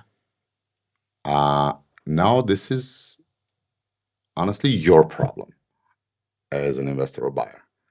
This comes a part that you have to have the knowledge. You have to understand that you're investing money, and you have to at least be prepared in your life to do some due diligence, to run some criteria, to have. I mean, you're dealing with money. You already have the money that you came to invest. Yeah. You have to have at least. I mean, if you had brains to make that money, because you have to have the enough brains to at least run some criteria to understand. Yeah. Like, I am sure 90% of the people that had done deals with me, 90% of them have spoken at least to 3 brokers, either before me or after me. I'm not talking about the ones that I know for sure have spoken to 7 brokers, and they finished their deal with me. I don't know, I'm the lucky one or I was the most professional one out of them, but they finished with me. Either after me they spoke and they came back, or either before me they spoke and they came. It's a very interesting thing, and I have noticed it. I pay always attention to these kind of things. Guy tells me, like September, for example, we're chatting or talking. Yeah. He's like, okay, Arman, in November we will be in Dubai. We will call you. And I'm like, when is your arrival? Like, November 7th, for example. Okay, I'm texting them. Like you don't want to put this pressure ahead. Yeah, and I'm texting them saying, okay, one day prior to your arrival, just notify me so I can schedule to be around. Okay. I mean, these guys don't know that every single situation like that goes straight into my calendar, even it's 4 months ahead. On that day, phone number, and this is their arrival day. So when it comes the second half of the day on that date, I'm texting them like, have you arrived? Is everything okay? Yeah, following up, Yeah, always. Like I put ahead their flight and stuff. Yeah. So some people get excited. Oh, yes, Arman, we're ready to meet you even this evening. Nice, amazing. Some will not answer. And then I understand what is going on. Then I will call them next day again, no answer. And then I understand they're shopping around. Same way they called me 2 months earlier. They have called half of Dubai. But it's normal. They have to do it. This is what I respect. He does research. He shops around. He does. This is how he identifies who is not. Yes, sometimes this is where they get scammed, that they identify the wrong person and get hurt. But again, I mean, at least they do it. So people will come, we will meet, or they will tell me, yes, they will reply and say, oh, yeah, we just arrived, but we're busy the first 4 days, and then we can meet you on Friday. Amazing. So I'm planning Friday to be with them, because normally when someone arrives and you have to, I've spoken previous, they want to buy something. So you always want to give yourself like at least 5-6 hours to spend with them. You reserve, if it can go sometimes the whole day. Yeah. Because you take them to one developer, to another one, at least 2-3 things to compare. Spend time there, they see, they look at it, and you take them and you go to the sales gallery, and they try to not show you, for example, that they have been there already, but someone will pop up and say, oh, hello. Or by accident, they will say, oh, yes, but this one we know it, this one we have, like, they will give us some people, respect to them, the biggest respect, will tell, oh, yeah, I've been here now already 2 times with 2 brokers. And you're like, happy because you're the man, you told me as it is. Now I put the maximum effort because you came to me after these 2 guys. Maybe you're not done with your decision, but you're still checking us. Now it's my turn to make you believe in me and do your deal with me. Yeah. And these over guys the- mostly 90% end up finishing with me the deal. Yeah. So, but there are a lot of steps you do for them to finish these things. And the identification starts on that point that you follow up, they see, they understand. Sometimes they escape you 3-4 days, they don't answer you, they tell you we'll come on the phone. And then they surprisingly, you understand that they have been already everywhere and you are offering them nice project, and then all of a sudden they're talking to you about some project that, but isn't it better than this? And then you understand once they tell who is it and what's the project, and you're like, yeah, you are in category 2. You have broker from this category. Thank you. I identified it now. Yeah. Now I know what to do to be different, so you can understand that you have faced problems.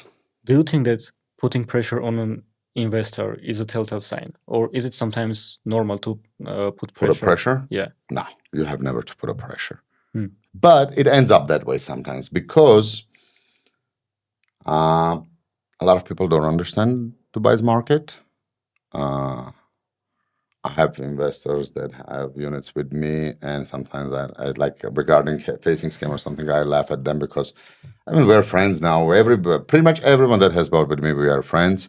We Yeah. became friends, and sometimes I make a joke. I said, okay, well, the first day that I send you the link to pay the $60,000 or $100,000 out of your credit card, you haven't seen me, the project, nothing. Or was it that you saw me in social media and I send you the link to pay with your credit and you paid it? Where are your brain? Yeah, but we trusted you. I mean, I'm saying you give this trust, but Yeah. people don't even pay money, don't do the researchers. So, pressure. There is situations in Dubai, and always the best way to work with to catch cancellations, amazing units, distress, under market prices. And I'm giving you live examples. Has happened to me 3 times in the same week. 3 times in a week. Yeah. Guys are visiting from the States, took them to Shoba. Shoba is amazing sales gallery, and it's like really nice to take someone there so they can get the full picture of it. Yeah. And I took them there. I showed them different options of projects, what fits the budget that they told me. Around $300,000 maximum. That's what they want to spend. Yeah. And I explained them like a little more, and we'll get amazing unit. So we looked about 2 hours, 1 hour in the sales gallery. I don't remember. We came to live on the parking, and always when they get cancellations, I get notification from my agent who is there with them very quickly that they have cancellations. For you to understand cancellation is that, let's say a year ago, this project, or 6 months ago, this project was launched. Someone bought a unit from that price, and today the price is way different. Yeah. And somehow this guy could not pay, and the unit is canceled. It's sold again by this price, not today's price, The old price. Yeah. Shoba doesn't increase the price. So I came up a unit, amazing cancellation, with around maybe $90,000 less than the inventory price because it was an old cancellation. Like we were walking to the parking, and the agent said, "Oh, cancellation came up." I said, "Guys, buy it." Like, yeah, but it's too quick. And I can feel he feels this pressure thing, especially from US when they come. They have this sales pressure always.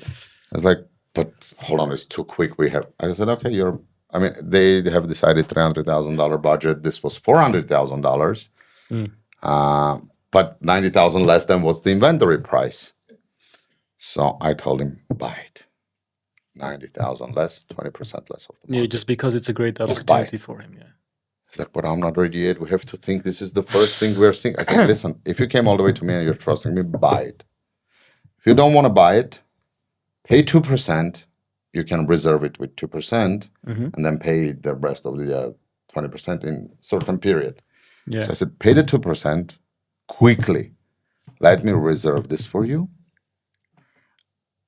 And we have about 6 days that we can step back before we sign anything and get the money 100% refund. So you're not losing anything. You want me to pay with my card? I can do it for you. Just pay, reserve the unit, go home and then think. You don't have to think now. We're standing in the parking lot and they were a nice, amazing couple looking Yeah. at each other. What you think? Do you what you think? I said, guys, don't think. This is something you don't have to think. You have to do it and then go home. You have 6 days and you can think. Yeah. So these guys, they're like, but you're pushing it. I said, I'm not pushing. You will understand this tomorrow that I'm not pushing. You will understand this when we lose this unit right now. Like it took 20 minutes, this conversation in the parking lot. Guess what happened? They said, okay, we're ready. Let's do it. The system, the unit was gone in 20 minutes from the system. Somebody got it. Oh, okay. And there are a lot of agents with their brokers. Cancellation comes as my agent sends me and tells there is a good deal with cancellation. I'm like, hold it. I'm getting it. Someone else gets in and pays for it. Got it? Yeah, So, unfortunate. next one, 2 days later, a guy we're talking from Canada on the phone. And we've been now about 2-3 weeks communicating. He's asking things, I'm explaining. And he's like, yeah, I'm stopping on Shoba. Friends of mine have it. I know it's good. I do with you because you went straight into proper project and you told me why you are not showing me anything else. It's amazing. Now he wants 2-bedroom. Inventory price 3.4, 3.5, 3.6 million AED. Once in a while, cancellations pop up. The ones that I'm telling you, 3.5, 3.6, are in buildings that are handed over in 28 and 29, 2020. And there are some buildings that are handed over in 2027, 2 years earlier. Yeah. So I'm across the street from the sales gallery. The agent from Shaba sends me notification. The unit just came out on cancellation for 2.49 and 2.5. Yeah. 2.5 million, 1 million less. Same 2-bedroom in a building that is handed over in 2027, like they're next to each other. They always send us so we can offer to our investors. Yeah, a perfect chance. Do you have someone? Yeah. And I was just talking to this guy like 2 hours before that. I called him and said, listen, there is a crazy deal just came out. This is your chance. This is not going to stay in the system more than 10 minutes. I know, I work in that market. It's like, Arman, I don't have even 20 minutes to run to the ATM to deposit some money so I can pay. I said, no, find some card, call someone. You want me to do with my card, then you'll give me. This is the point where they don't believe to you and they think you put pressure and urgency. And I said, okay, it's your luck. Just go see whatever, how quicker you will do it. He went to the ATM. He called me, said, I'm ready. It was literally 12 minutes from my first call to his call back. 12 minutes. The Someone unit was already gone. secured the place. Unit was gone. And this happened third time also. So Yeah. I have some investors that I just take the deposit and live with the developer. If the cancellation comes up, they can block it. Understand? But when you tell this to a new investor or especially someone that has no experience with Dubai real estate, this other guy that 12 minutes we missed it, 2 weeks later he came to Dubai. And when I took him to Shoba to check for another unit for him, at that time the third cancellation came in and I told him, let's get this one. Now it's going to happen like that. He said, okay, but that okay was too late. 4 or 5 minutes, the unit was gone. And this is why they think on distance that you are pushing, pressuring. You put pressure on them when you do urgent. And they don't believe that it happens like that. When you tell them 4 or 5 minutes, the unit can disappear from the system. And the unit is not $20,000, the unit for $1 million. And then they come see it, they understand, yes, it's not, urgency. It's you're fighting for him to get a good deal. Yeah. So therefore, that pressure happens only on distance. But once they come see the things themselves, they understand that, yes, it's not pressure. But I try to not, even if there is amazing offer, and I offer, last night I offered to one of my guys, investors in the United States, a unit same way came canceled by one developer. Like there's another developer that I work with. A unit came on cancellation from early launch with $60,000 less than the Mm. today's price from the developer. Yeah.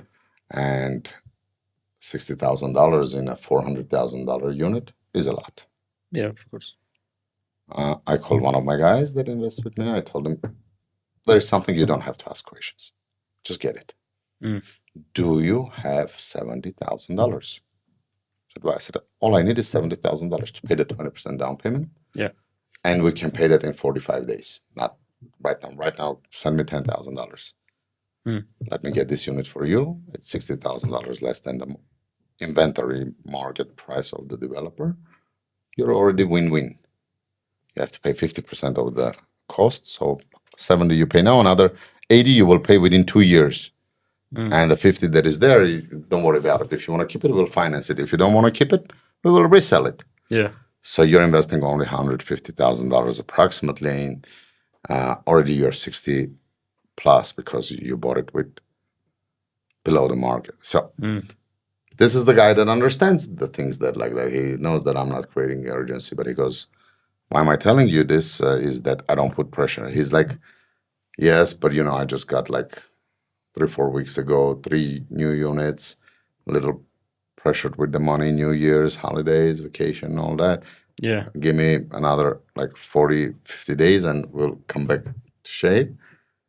And right now, it's going to hurt me if I start putting money into that. It's not big money, and it is. For him, it's not. It's like $70,000. It's not big money. I said, yeah, sure. Yeah. And $70,000, but I don't have them at the moment on my card or an account or something. I need some time to get them together. Normally, proper salesman or a broker, of course, you tell him, no worries. I even see that he feels bad because he's trying to give this attitude and excuse in front of me that, like, sorry, yes, I cannot, but don't go further, I cannot. Or he feels sorry because he's missing a good deal. Yeah. I motivate him. I tell him, don't worry. What are you worried about? I can understand from his tones that don't worry. It's not a big deal. We didn't do it this one. Tomorrow we'll do another project. They always come up to me. Just don't worry. Just keep some money reserved and wait for my call. It's okay. We'll lose this one. We'll buy another one. There's tons of buildings there and stuff like that. And this guy is in good shape. He understands that you don't pressure. Unfortunately, some group of the salespeople, brokers, what they do, but you don't have the 70. Do you have 10,000? Maybe we can put 10. Especially these are the brokers who learn and let the developer agents teach them how to close. This is another wrong thing that you can always do. Have the developer's agent close the deal for a broker or teach the broker how to close. Then you should just rip your regular license and go find a job in somewhere else. Then you are the worst broker, salesman that the developer's agent is close. Because in some developers, the agents have this attitude, their stuff. Yeah. He will tell you, just bring me your client in. Don't talk anything. Just sit next to me, put him on the table. I'll do everything for you. And these guys are monsters. They have the attitude of the old school tough sales guys that they put people in traps. Like guy will say, okay, I have to go home, decide, talk to my wife, and it's normal practice. You hear that a lot. Yeah. And the salesman from the developer will say, oh, so you're not making the decision by yourself? You have to ask to your wife? And you see the guy gets angry, but they do these tricky traps to affect their psychology to get them to closing. And stupid brokers who are that much stupid that they bring their client for somewhere else to close the deal for them, go into that trap, and when that guy walks out from the sales gallery, he goes like, this is the broker that I'm not going to ever... I get a lot of guys that come to me and say, oh, this broker, forget it, I will never work with them. Yeah. And they delete their numbers because he sees people are grown, mature people. They see that this guy is supposed to be his broker. So when I'm your broker, I am the guy next to you. I'm on your side. I'm fighting with the developer because of you. Yeah. And we'll do one day video together, live video when I'm at the developer with an investor. You will see how it goes. I am on your side as my investor. I'm fighting for you with the developer. Yeah. The developer is giving us a price. You're telling me it's okay. We will buy it. Yes, of course. As a salesperson, you gave the okay. I can say close deal and done for me, right? The deal is guaranteed. I'm like, no, stop. You don't talk. Don't get involved. You have to give us this discount. Yeah. You understand? But other stupidos take their clients Yeah. because for them, they're not investors. For them, they're clients. Yeah. And they take them, they give them to this old school method trained sales guys. And I wish I could name the developers who have that school still in their companies. It's ridiculous, but I don't want to, gain more enemies and give names. Yeah. But some developers have specifically that ridiculous school of sales that they're sales guys. Right? You don't need to just bring the client here. You don't talk. You don't have to talk. And they do these cheap tricks. And the investor walks out, goes like, is he that brought me here to trick me or something? Or he feels morally better if he's a little bit weak guy. You understand? Yeah. Different situations. And things don't happen, and things happen in different way. So, in all this kind of different situations, this is how it happens. Yeah. So the sales style of I'm just calling this a Western style of sales when they are teaching you how to answer when someone says, "I'm gonna discuss with my wife what you need to answer to persuade him in a wrong way." So that's not something that should work in real estate, and that's another telltale sign that someone is trying to push you kind of morally that you are the man, you need to make the decisions yourself. So that's an old school thing. Yeah, that's not It's not about Dubai for sure. You can use it in real estate or in Dubai or in, I don't know, Vietnam or in Colombia. You should not use it anywhere nowadays. It's an old school thing. Yeah. It's like, trying to, in the century that you have all those electromobiles, or even not electro, the regular gas, petrol cars that can run up to speed of 360 kilometers an hour, comfort, autopilots, all this self-drive things. Yeah. And you will try to do a trip from China to Germany on an old 1956 Ford, for example. Will you? No, you gotta be. You're gonna break down for sure. Crazy to go into that. These guys are doing the same thing. Sales is and techniques are changing because the behavior of consumer is changing. Right. But these guys are the old school guys, and they don't change because they don't work on themselves. If half of these guys, and they are, this is where we come to the wrong hierarchy that the manager, the leader, all are wrong because these guys don't see what is going on down on the floor, that his sales team is trained, or maybe they like it because they are old school, that their sales team is trained in the ridiculous way, using all technologies and techniques that makes them look funny. But with some cases, it works. And they shake hands with the broker that brought their client, laughing after the client, saying, oh, we did it, bro. Good job. No, bro, you don't trick your client like that because your investor is going to be with you forever. The agent and the developer, tomorrow morning, you can come and see him in another developer. Yeah. Got it? So. Yeah, and you also need to be very careful because in these days in social media, there are some people who are literally training their mentees how to treat their investors as a clients, as you say. I mean, even this guy, Andy Elliott, that I know from social media, I mean, he is a car salesman. And you also, I mean, the most important thing is you need to know what you are selling, so how to sell it. And the things that he's teaching is just how to sell during a phone call. That's his number one goal. It's not about the car. It's not about the client. It's not about the investor. It's about how to sell it as fast as possible. So they are pressuring it and they are making it seem like it's now or never, but essentially they are just lying to their investors. Yeah.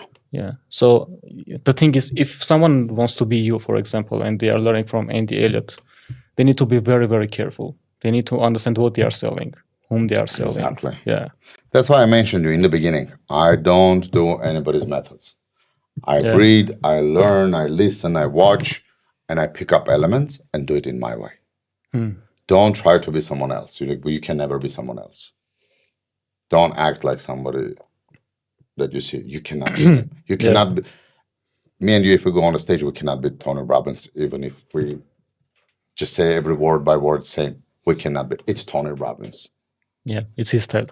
It's him. It's his style. We should not copy it. But we can learn from it and say it in our way, and people will accept that. That's the proper way to do it. And same as in sales. The guy taught you that, pick up the phone and do it as quick as this.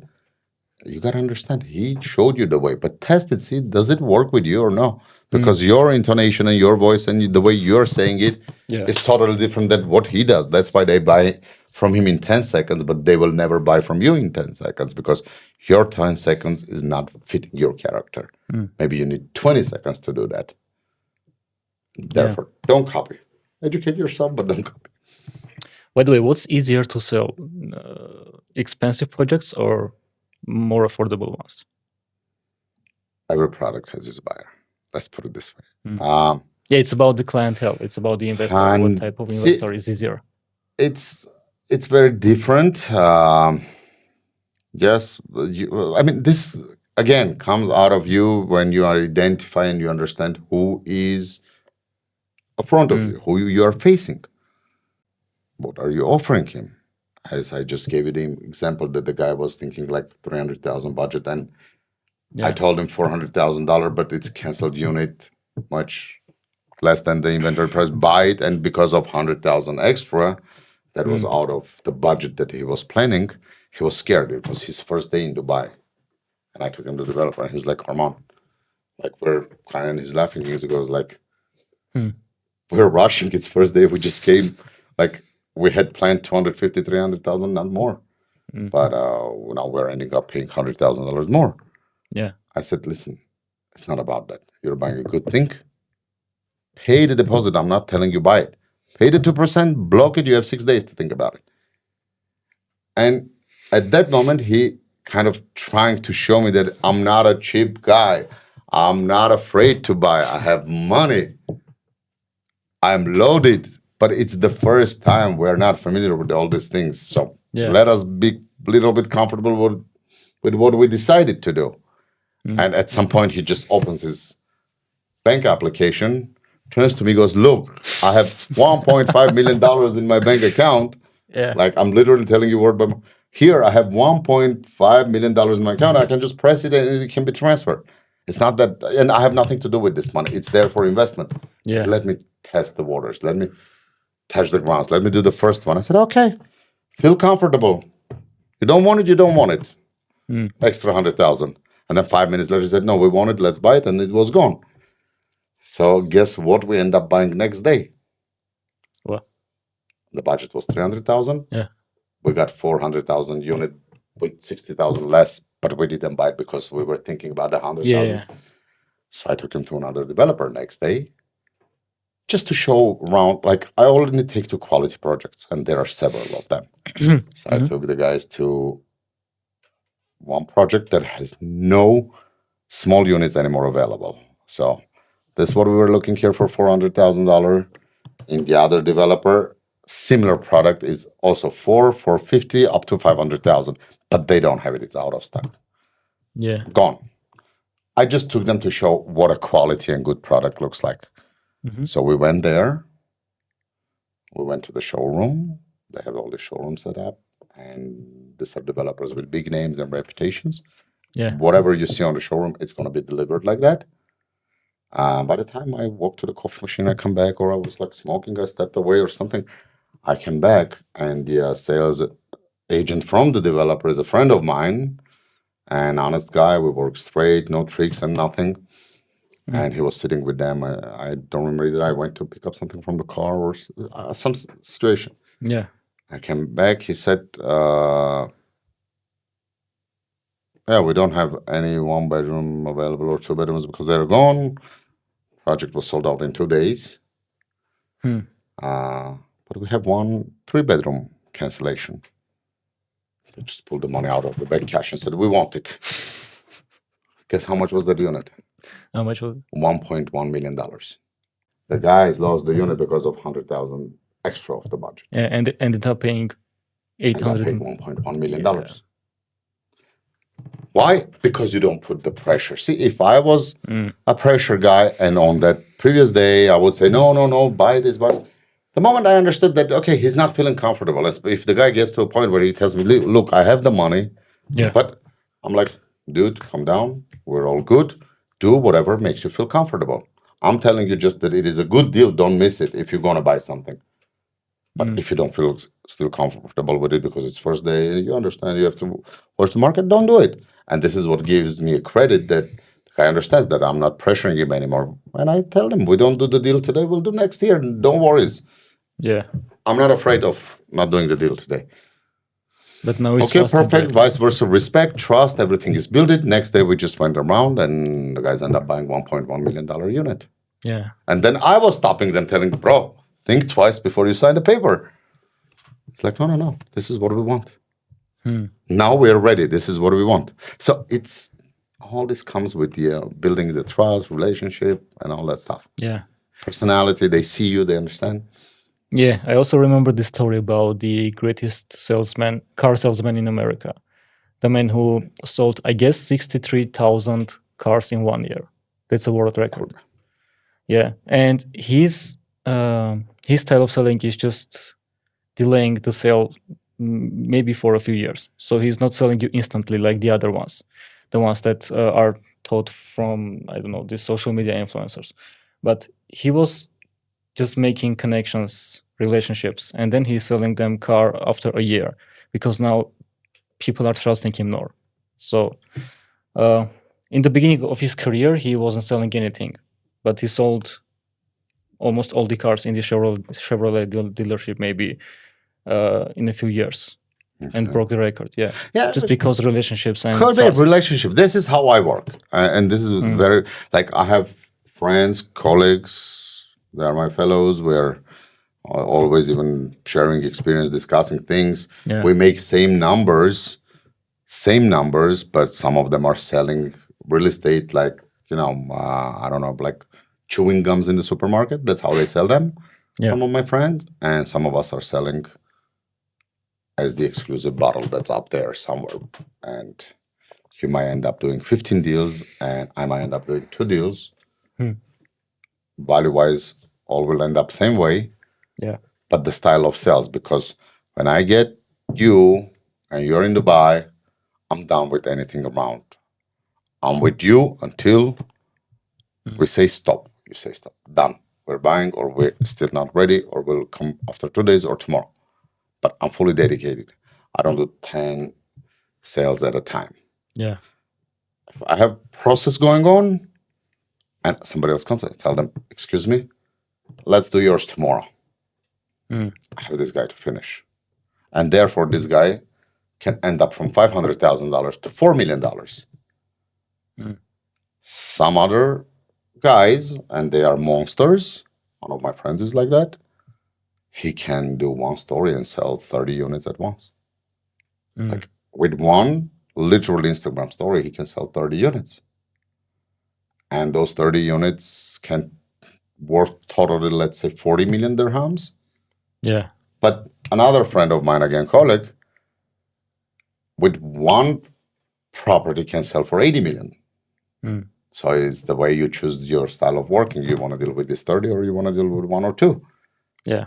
And this is how you bring up the sale. This is how you do the pre-sale, the promotion. One of us goes viral on the social media by promoting some project and showing the project, the urgency of it and everything. And boom, you get those 30, 50 calls of it and they just buy another one. Some of us don't promote that way. We promote different way and they come to us and deal with us because of the calm way we do the things. And some of us don't promote anything, don't do anything. And these guys, I respect them. They're the monsters. You will not see them in social media. You will not see them talking. You will not see them doing anything. but you will just somewhere see his numbers or Mm. hear it from the side, or your friends, he will tell you, and you see he sells like you're talking about 20, 30 millions. He is closing 200, 300 million In a week. with 2 phone calls through his network. You got it. So Yeah. methods of how you bring the project and how you sell it. By the way, have you ever refused to sell a property to an investor, even though you needed the money, like really bad? Yes. I don't Why? structure my sales by according to the money that I need. The money that I need, the commission is the last part of the things. Yeah. I go for their success, their safety, their proper purchase. So yes, I have refused, and I do it often. I'm not saying I'm refusing and saying to them, okay, like don't work with me. It's not a point. People come to me and say, we want this. And I tell them, no, we don't want this. The keyword is we. We don't want this. And it's like, why? Like, you, as my investor, with me, you cannot have a unit from this developer. It's like, why? I'm like, do you trust my experience? Yeah. Do you trust me that you came to me? Now, if I'm telling, am I stupid? I could sell you that because it's beautiful and amazing and you want it and make the money today. I'm refusing right now to you and guaranteed deal. I'm leaving it on still under question. So at least you got to understand this. Then there is a reason why I'm telling you do not. Yeah. And they're like, but this, I said, like, but it's, I'm like, okay, you want to continue, you don't want to give up, I have no problem with it. Go do it with some other broker and come back to me with the rest of your deals. Yeah. Or if you don't want to come back, no problem. I'm okay with it. But it's one of my principles. If I don't work with the developer, I don't work with the developer. There are reasons why not. Yeah. And the reasons are not personally for me. For me, the reasons are nothing. I will sell it. I got my commission. And you will buy it much easier than any other project because they are amazing and beautiful. But I'm refusing it for you, for your safety, for your struggles. That because every time you buy a property from a developer that is under construction, all this period of construction, you live with them in stress. Will that be done on time or no? Will that be same quality or not what they promised? And some investors understand that. Some investors don't. Some investors don't tell me straight, but they escape it, then run away. And then they come back and say, okay, now we understand why you were saying no. So these are the situation, but it's not about the money. If it was about the money, I have projects that I sell. Trust me, I get the commission after 10 months. Right now, I'm promoting it. While I was visiting, I had promotion only for my visit. Projects that you can buy right now. I can get one for you. Actually, if you want, it's a good chance to invest in Dubai. No down payment, so you don't have any down payment. You just go straight into monthly payments during construction. You pay 40% during construction, 60 on handover. Yeah. And this 40, you're not doing any down payment. You just go every month with 1%. So until the 20% is not paid, I'm not getting my commission. So for selling this project, I will get my commission after 20 months. So am I running for a commission or no? And you know how much effort I put to sell that? Advertising, running campaigns on it, meeting people on my vacation. Like right before we came here, while I was so busy, we were meeting people. People were just, I remember. they reply and they come to the office here, a friend of mine. So I put all this effort to sell something, and the product that I sell is the smallest with price in my portfolio, like $200,000, $300,000 maximum worth of properties. Yeah. And the commission for that I will get after 20 months. So do I amount for the money? No. So then I explain it to the same story to the investor. And then he understands, yes, I'm not chasing a commission. The commission will come anyway, whatever he buys. But there is then a reason that I'm not letting him to buy from that project. And that's all. Okay. By the way, I think I'm going to text you about a deal very soon. So, because who I'm going to trust if not you. By the way, who was the richest person that you have ever dealt with? If you can disclose it, hopefully. The richest The person richest from my person, yeah, investor? that's yeah. No, I cannot disclose these things. No. It's confidential. All my investors love that because I don't give names. I say I could tell Okay. stories and Okay. cases, but my investors, their brothers, even if I have an investor, the two brothers are investing with me. They They don't know. Oh, I mean, okay. they might know, they talk to each other, yes, I invested or something, but when it comes to the point to ask me, I don't answer the question. Yeah. Okay. Okay. It's one of these characters that was shaped from the banking, maximum confidentiality. And same stories here, investment, money, guys own things. Yes, we do promotions on social media saying, buy this project because Cristiano Ronaldo has it here. But we Yeah. say it because he didn't buy it with us. So, our investors, Okay. we don't announce their names. Okay. Yeah. But they are all millionaires, billionaires. Yeah. Yeah.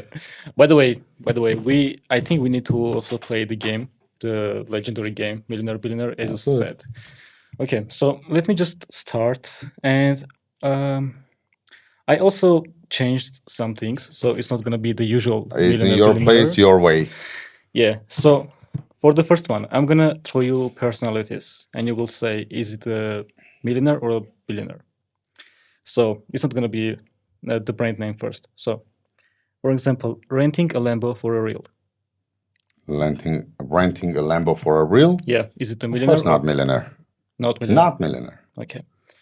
Buying designer with giant logos. Show-offs, not millionaires. Sometimes they might have the millions, but again, it's mentality, not millionaires. What about posting cash screenshots? Posting cash screenshots, like shooting in your like the videos, earnings like of- those cash and things, and Or like- just the analytics of Shopify, let's say. The ones that are just like throwing these I don't know. I screenshots. don't like this kind of things. I look at them. I mean, people do it. It's a trendy things. It's promotion. It's everywhere now, by the way. It's like hot things. It's attraction. It's trendy. I mean, it brings views. Yeah. But in reality, you guys can get views without that also, just by copying my videos. But Okay. in reality, no. To me, that these are cheap things. Like whoever watches that and gets all attracted by that, the guy rented a Lambo, went throw a bag of cash in it. He's got to understand that that guy has never ever seen in his life that bag of cash, and it's not his cash, and he will never have it because of his cheap mentality. Okay. So what about let's split the bill type of guy? Let's split the bill. Yeah.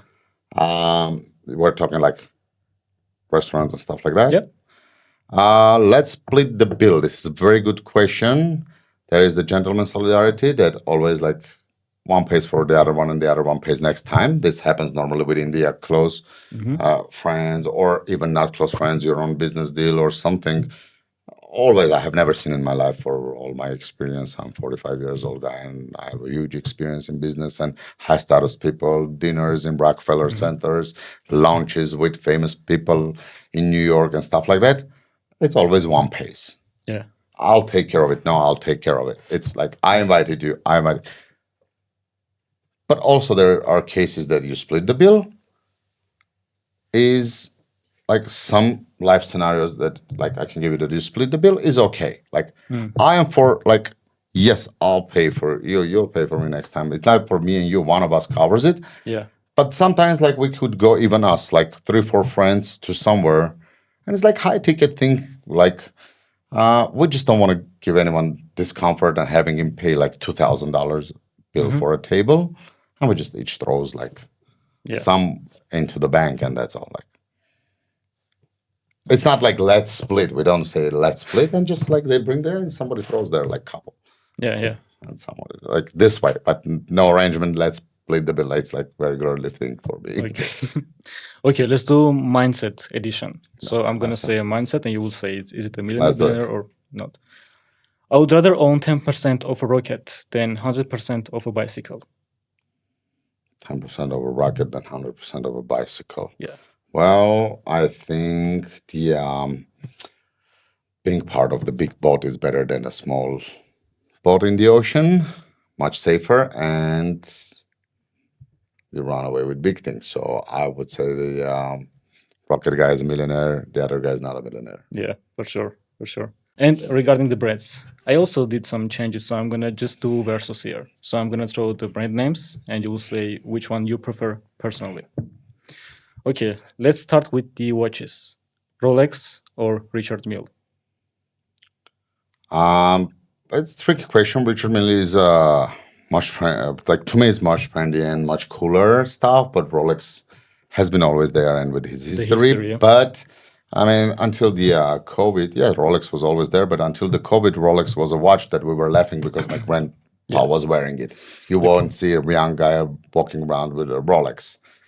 But things changed, behavior has changed, and Rolex is demanded so much. But yeah, Mille is Mille. Yeah. Patek Philippe or AP? Again, you're giving me two hard questions because both are amazing. It's kind of a choice. You cannot say millionaires were AP and not millionaires were PP or the other ways, or billionaires were. I mean, AP is crazy demanded. PP is highest demanded, and you see everyone walking around with it and keeps the price amazing always and has the history behind it. Yeah. But AP has one crazy thing going on right now. If you go to the store and sign up for the AP, it's 1 year waiting list yeah. and 1 year for the being on the waiting list. So Yeah. So I mean, these are personally, like AP you. all millionaires, billionaires, not millionaires. Everybody wants them. Yeah. But what personally about you? one you What prefer? personally, I love PP.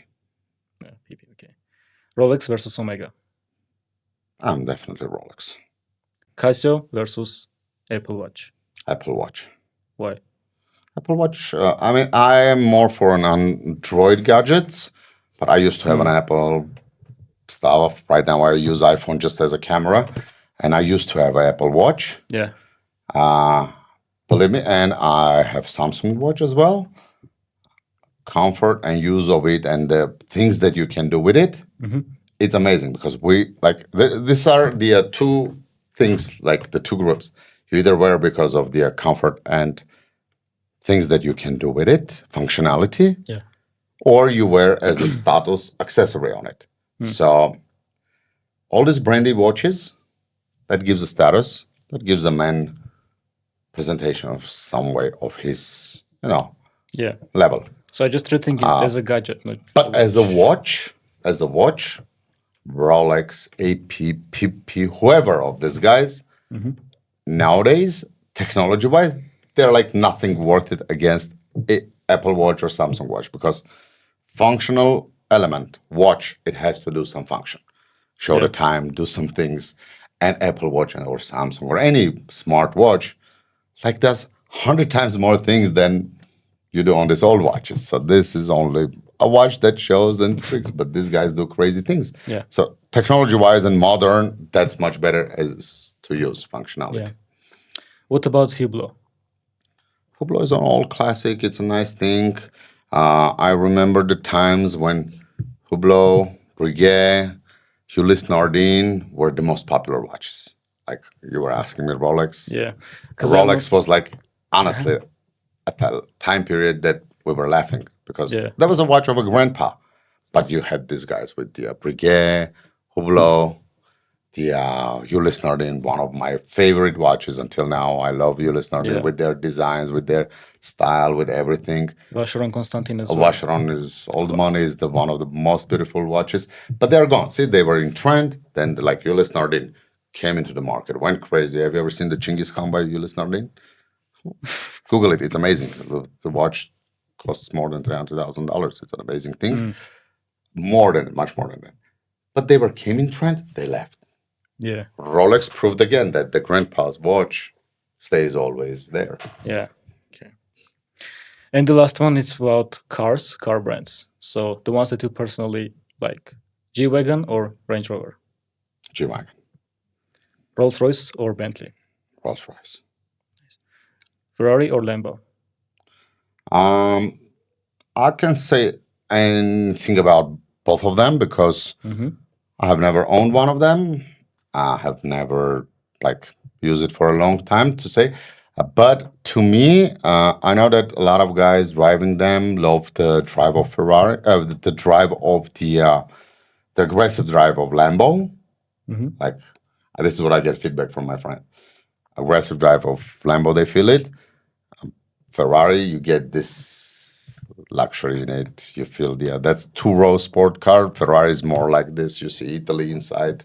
Yeah. This detailed things but I guess I think again it's you cannot say one is better than the other one. It's a very personal thing. Like they're same status, same price range. What you like, that's what you get. Especially with these two cars, they have a huge story behind them. So it's like I think fans and who loves which one. Yeah, especially Ferrari and their sales style. I mean, it's a legendary style of sales because they are also not letting their customers to do anything with their car that they own actually. Yeah. Supercars, the sport cars, I think it's own preferable. Like I talk to a lot of guys that own sports cars.